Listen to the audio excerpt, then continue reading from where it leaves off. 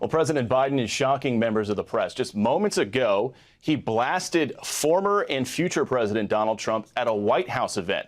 Lucas Tomlinson was listening in on that. So, Lucas, you were there. What happened?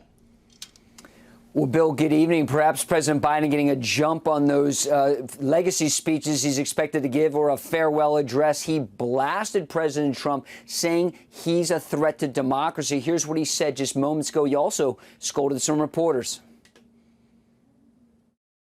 Do you still believe he's a threat to democracy? I think what he did was a genuine threat to democracy. My being the oldest president, I know more world leaders than any one of you ever met in your whole goddamn life. So, Bill, just to reiterate there, President Biden calling former President Trump, President-elect Donald Trump, a genuine threat to democracy. And the question that was asked that produced that answer about him knowing more leaders than any of the reporters in their whole goddamn lives was about Trump as ending birthright citizenship. Biden called it an awful idea. Biden, as you see signing there, used this occasion later this afternoon to sign into law a measure to increase Social Security payments for current and former public employees who receive pensions as teachers, firefighters, police officers, and others in public service jobs. The law will affect some 3 million people. Now, the president and first lady will travel to New Orleans tomorrow to meet with first responders and some of the 14 family members who lost loved ones, of course, during that Bourbon Street rampage. Dozens more were wounded. Now, Biden told reporters as well that the ISIS-inspired terrorist acted alone. He said there's zero evidence to the contrary, despite the suspect going to Egypt and to Canada. Here is what President Biden said on Thursday. We're going to continue to relentlessly pursue ISIS and other terrorist organizations where they are, and they'll find no safe harbor here. Now, for years throughout his presidency, President Biden said that white supremacy was the biggest terrorist threat to the United States. It's not clear if he still thinks that. Security measures have been beefed up tomorrow ahead of January 6th and the certification of the election. There's another layer of fencing that's been added to Pennsylvania Avenue. Of course, you have Jimmy Carter's state funeral later this week, and in 2 weeks, President-elect Donald Trump's inauguration, Bill. And Lucas, you just asked him face-to-face the other day if he still believes white supremacy is the biggest threat to the country, and he just blew you off, didn't answer you. So we'll see if you get a chance to ask him again last couple of weeks. Lucas Tomlinson, live at the White House. Lucas, thanks. Donald J. Trump of the state of Florida has received 312 votes. Kamala D. Harris of the state of California has received 226 votes. This announcement of the state of the vote by the President of the Senate shall be deemed a sufficient declaration of the persons elected President and Vice President of the United States. And that is how it's done. President-elect Trump's victory is certified exactly 2 weeks before he will be sworn in the inaugural on January the 20th for the second time, which has only happened one other time in U.S. history. So it is a very big January that we roll into here. You saw Vice President Harris carrying out her duties and what the New York Times called an awkward task of certifying the vote that she lost, although it has been done before by Al Gore, by Richard Nixon in similar situations. Trump reportedly watched it all, as you would expect, at Mar-a-Lago today, feeling, quote, pure vindication, as he should. It was a resounding electoral win. And that is the way it works. So let's bring in our panel. Jerry Baker, Wall Street Journal editor-at-large and Fox News contributor. Rich Lowry, National Review editor-in-chief, and Jessica Tarlov, host of The Five. What a great panel to start the year off with. Great to have you all here. Welcome. Happy New Year, everybody. Jerry, let me get your thoughts on what we just witnessed, a very civilized announcement of the winner of the 2024 election by the loser. Yeah, it is an awkward moment. Obviously, you said there have been precedents. It's several times it's happened in the last 50, 60 years or so. But that is democracy in action. That is how it should be. That is, a losing candidate, as it happens to be the vice president. She therefore is the president pro tem of the Senate, has that duty to do that. That is how it should look. It quite looked like that 4 years ago, as we well know. And we're all glad to say that, fortunately, there is no disagreement about the result this time, and America can unite, I hope, around the president. Your thoughts, Rich? Yeah, well, look, I don't praise Kamala Harris very, very often, or maybe ever, but standing up and doing that's not easy, and she fulfilled her constitutional role, so hats off to her. Obviously, January 6, 2021 will always be a black mark. But you got to remember, in 2017, the other side was not in much of a mood to accept Donald Trump Absolutely either. not. And Yeah. one of the reasons he has much greater head of steam this time around, there's been no effort to get faithless electors to vote against him. There's no conspiracy theory about how he won centered on Russia, and there's not going to be a 2-year-long investigation blighting his initial term. Jessica. Well, I think that there's a big difference between people questioning the results of the election and then ultimately showing up to vote to ratify them. Hillary Clinton coming out and giving a concession speech and, yes, giving a few cable news interviews afterwards, talking about how he didn't think it was an illegitimate win versus what happened on January 6th. And it has been interesting is the kindest word I can see to watch all of these Republicans who came out in the wake of January 6, 2021, calling about a dark day in American history, that Donald Trump is personally responsible, that he should be held responsible for it. And now, they have fancy jobs in the new Trump administration, or they're, Senator Thune, the new majority leader, walking around saying, well, I was clear about what happened then, and I just want to move on and I want to move forward. And that is where the American people are. I don't I think that's exactly the most important thing. The American people, I think regardless of the fact that there were efforts to try to drag them back to January 6th, they were done with it. And that isn't, where they, there's no judgment on that. That is the fact. They were over it. But they were done with it. But it doesn't mean that we should pretend that it didn't happen, No, or that he did. With history. Well, yeah, I think some people do want to rewrite it, like the president himself. A day of love is not what that day looked like. But Martha, to Jessica's point, I mean, that has been litigated. January 6th has been litigated, both literally in certain respects, thanks to the efforts of Jack Smith and others in Georgia and elsewhere. That has literally been litigated, hasn't gone anywhere, and it has been politically litigated because we've just had an election where the man who was accused of being responsible for what happened on January 6th put himself forward to the American people again and won bigger than he won in 2016, won won the popular vote and won the electoral college vote too. So, yes, we all can look back on that day and say, never again, we hope, please God. But it has been absorbed by the American people, processed by the American people, and they've decided that whatever happened then, these are the circumstances of right now that Donald Trump should be president. Yeah, if there's been a referendum on January 6th, Trump would have lost. But there are other concerns that are more prominent in voters' minds, the border but prices he's the person that they chose, regardless of all of that. And I think that is, and we never, history is what it is. And you look back at that day. But I think it's so interesting that the people of the country elected the person who was there on that day as the person who they believe can fix where we are right now, and with some pretty revolutionary plans and ideas, and we'll see how that plays out. Here's one person who is not in the greatest mood these days. Here's Joe Biden, the current president. Watch. I know more world leaders than any one of you ever met in your whole goddamn life. And I know them, and I know how they think, not a joke. What really hurts is when we talk about immigration the way we do. Sometimes it's fuzzy, Jessica, whether I'm watching like an impression of Joe Biden or the real deal. And that was the real deal. Where do you think he is right now? I think that he's physically there. And mentally. I think that he Where's is there? Be more specific. Maybe over at the SNL set a little bit. I mean, that feels like a parody of what people have been talking about with Joe Biden, and I think it's unfortunate that it's ending in this way. I have hoped kind of over the last several months that we would get back to more of the conciliator in chief, the empathizer in chief, where he would be able to be more of the 2020 Joe Biden, talking about the real pain and traumas that Americans have gone through. And yes, what he has done to try to fix that and improve the economy. And there are real metrics that you can point to say that we have gone in a positive direction. But I worry that he's a little too angry at this particular moment. Martha, I think he's ending his presidency pretty dismally, I mean, pretty catastrophically, actually. And, everybody looks back 4 years ago and says Donald Trump ended his presidency badly because of January the 6th, and they were right.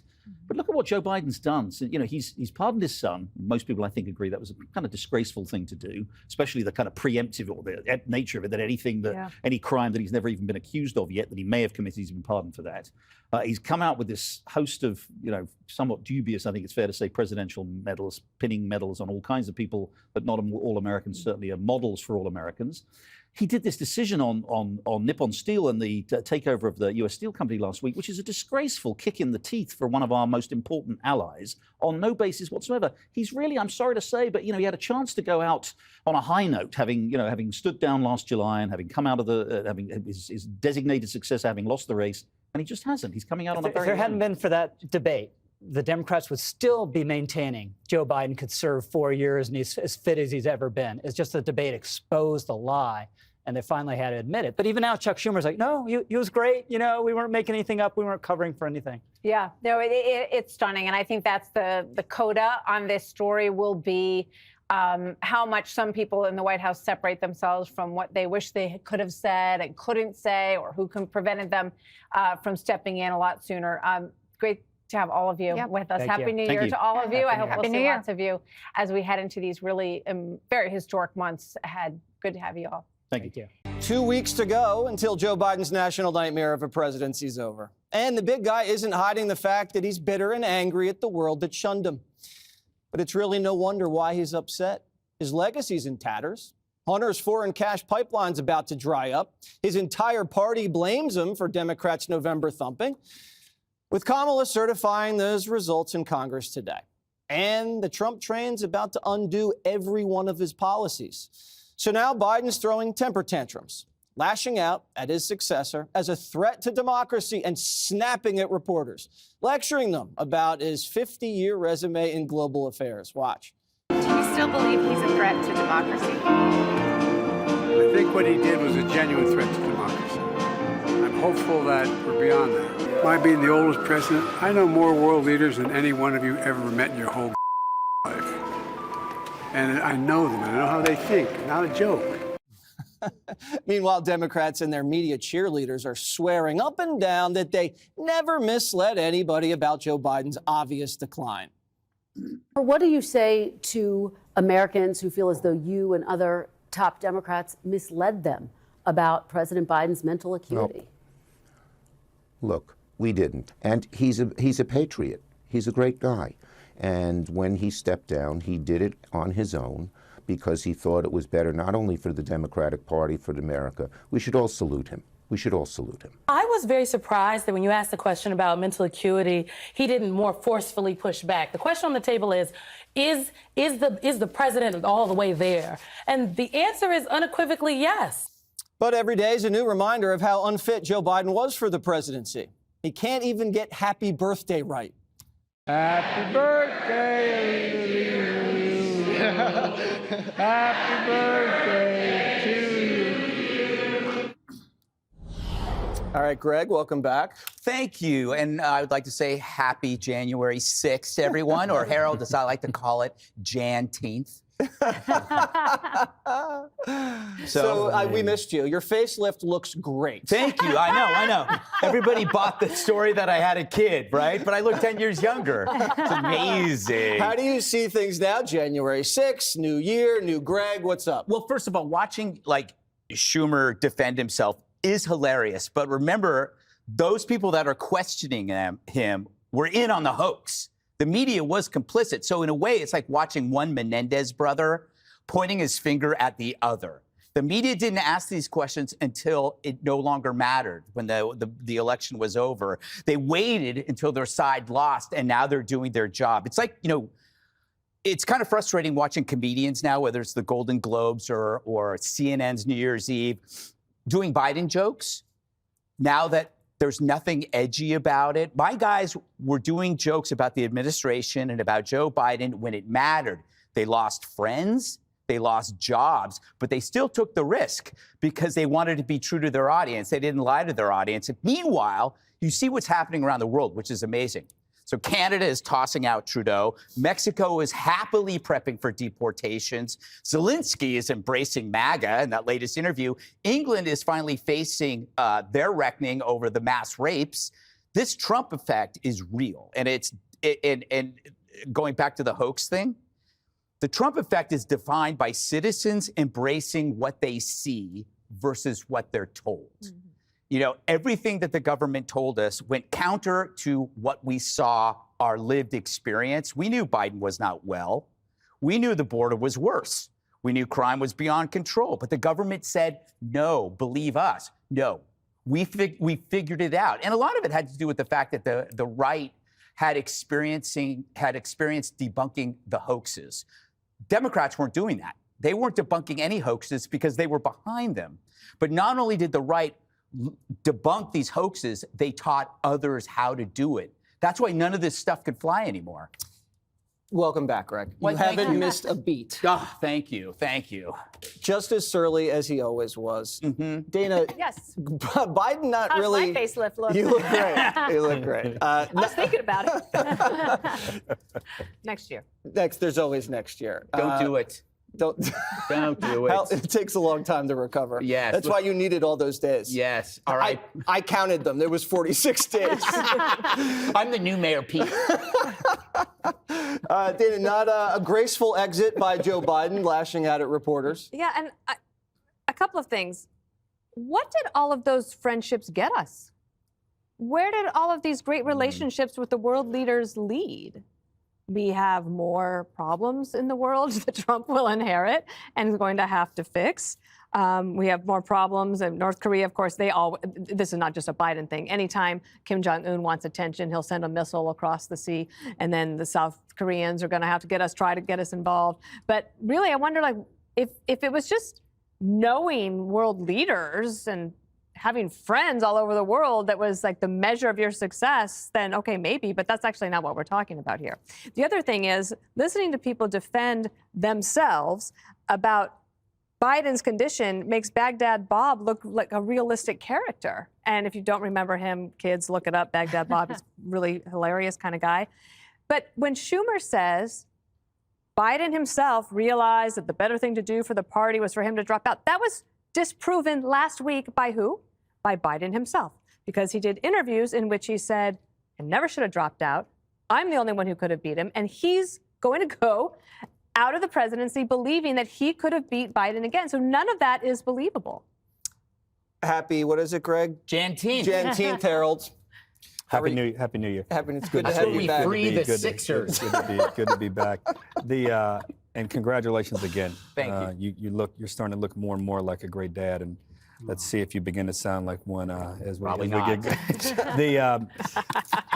I think today President Trump has every reason to celebrate. You think about 4 years ago where we were. You have two things. You have President Trump elected again, and you have an acceptance of the results, and a Congress with Vice President Harris, who lost the race, overseeing the proceedings. I'm happy with that. I'm not happy with the outcome, and I'm happy that this is a continuation of the peaceful transfer of power, and she's a part of it. Two, I'm done with Joe Biden in this regard. I think the race is over. So talking about him in many ways for Democrats, I hope he doesn't mistake what I'm saying. I think he is more accomplished, and he will be thought of differently in 4 to 8 years. And if he has any doubt about it, I'd say to the president, who's still the president, think about what people were saying on this day 4 years ago about Donald Trump. You're unlikely to be elected president again, but you certainly have an opportunity for that legacy to be thought of in a very different way. But he should not mistake himself either. People thought he was going to be a transitional president. People thought he would probably stay 4 years and move on. And then when he couldn't come up with a great set of ideas and a great vision for what the country could look forward to for the next 4 years, even when he passed it on to Vice President Harris, Democrats didn't fare well. I look at it as the PBC election: prices, border, and culture. We lost on all three of those.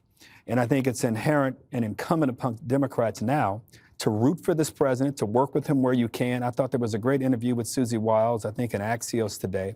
I would urge everyone to read it, particularly Democrats who have to work with her and work with the president, and understand where there's room for disagreement. Let that disagreement be principled. Let it be constructive. And where it has to be loud, let it be loud. But 4 years ago today, I did not think this is the day we'd be seeing. And the great thing about politics is all of us know, and Dana and Kayleigh in particular, having worked in the White House, is that everything is possible. Which is why it warms my heart to say I didn't think I'd be saying to Greg Gutfeld, a father, for the first time on January 6th, You know what you said, which was 2025. very interesting? Oh, there's something in there, trust me. He said, I don't care about Joe Biden anymore. That's That's the truth. It's like if you watch the movie, I watched a lot of movies when I was away. If you watch the movie Die Hard, you see John McClane beat Hans Gruber. Hans Gruber is dead. Imagine after the credits, you have a scene, a sobering look at how Gruber's family is dealing with the loss. That's Joe Biden. Nobody needs that scene.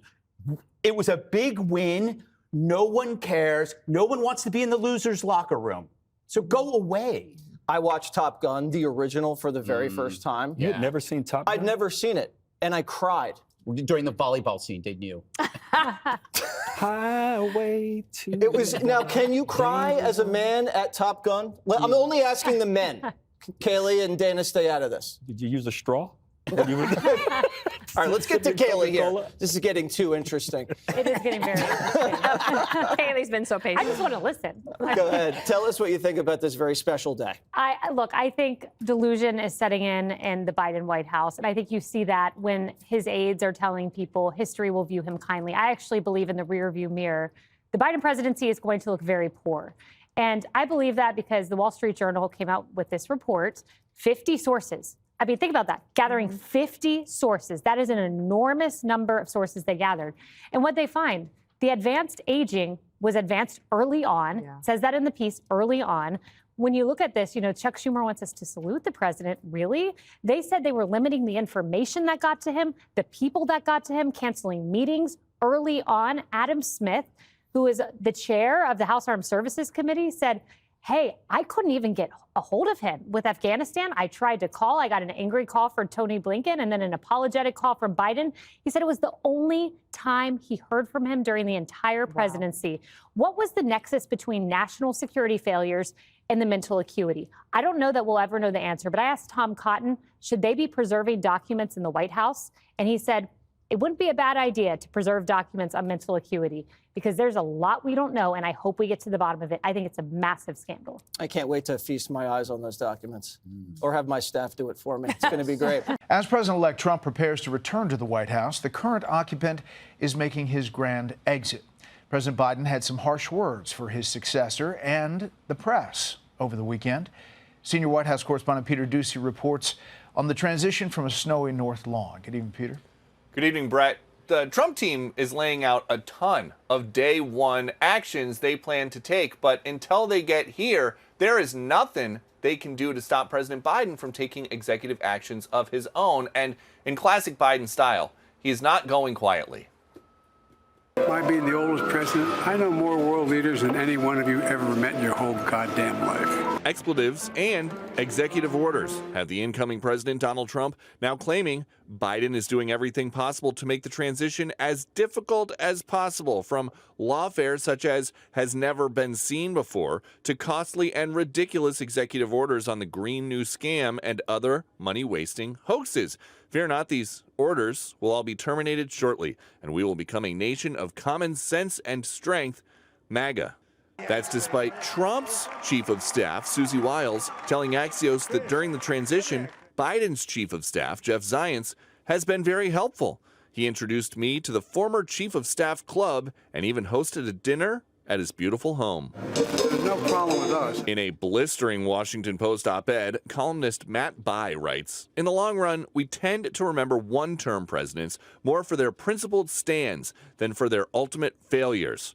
That won't be Joe Biden's legacy. After a lifetime of noble service, he will be chiefly remembered, like so many in his generation, as a man who didn't know when to leave. The incoming Trump team argues Biden can damage his legacy even more if he keeps trying to reshape federal rules and regulations between now and the 20th. This is the Biden administration simply trying to throw a sucker punch at President Trump on Joe Biden's way out the door. But this is going to be Joe Biden's legacy.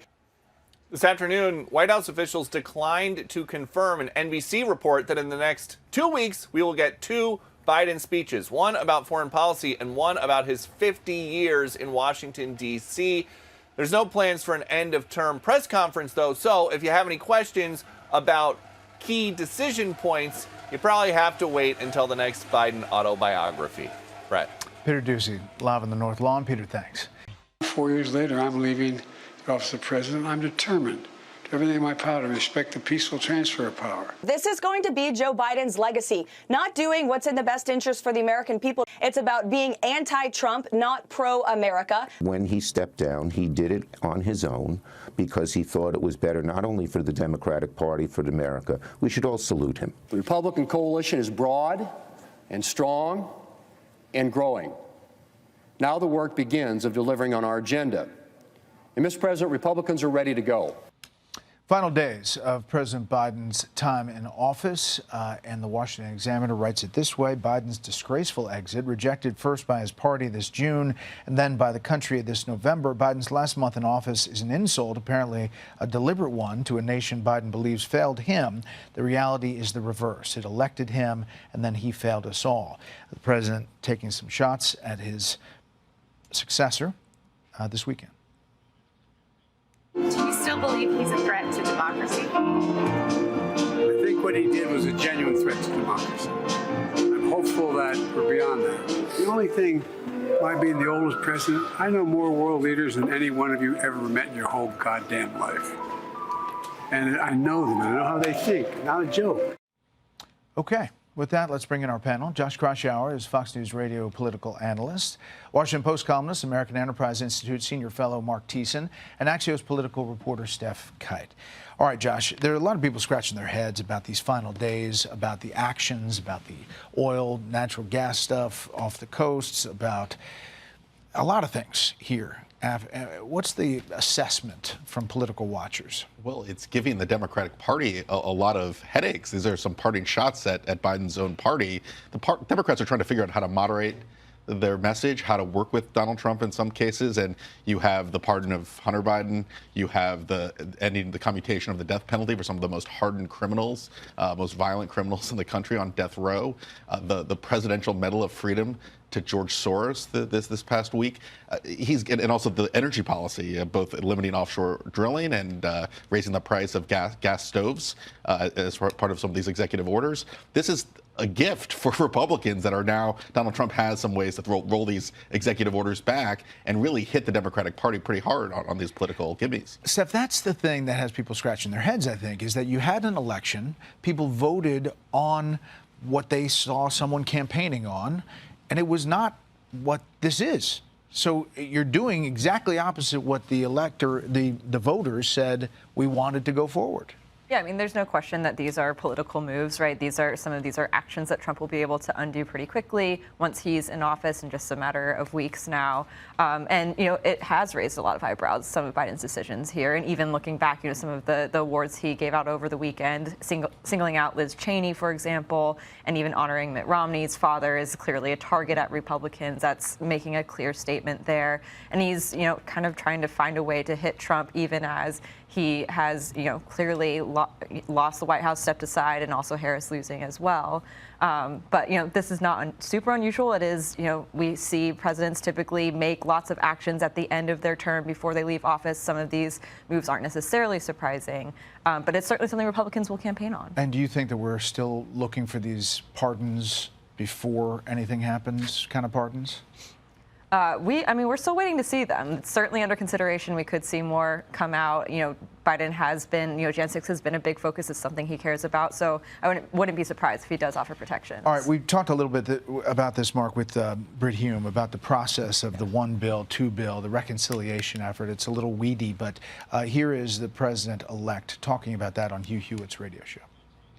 I favor one bill. I also want to get everything passed. And, there are some people that don't necessarily agree with it. So I'm open to that also. My preference is one big, beautiful bill. Now, to do that takes longer. To submit it takes longer, actually. But so it's a longer process. I would say that I'd live with that. I would prefer one, but I will do whatever needs to be done to get it passed. I'm open to either way as long as we get something passed. So it seems open to all kinds of ways. Just very quickly, a budget reconciliation sets the table in the House. It enables all of this to be thrown into a bill that can get past the Senate without 60 votes. It can pass with a simple majority. I think that's the shortest way to say it. Yep. Mark, you wrote about this. Yep. There's not just 2, there could be 3 into next year. Yeah, so usually, President, you get one budget reconciliation bill because every year you pass a budget.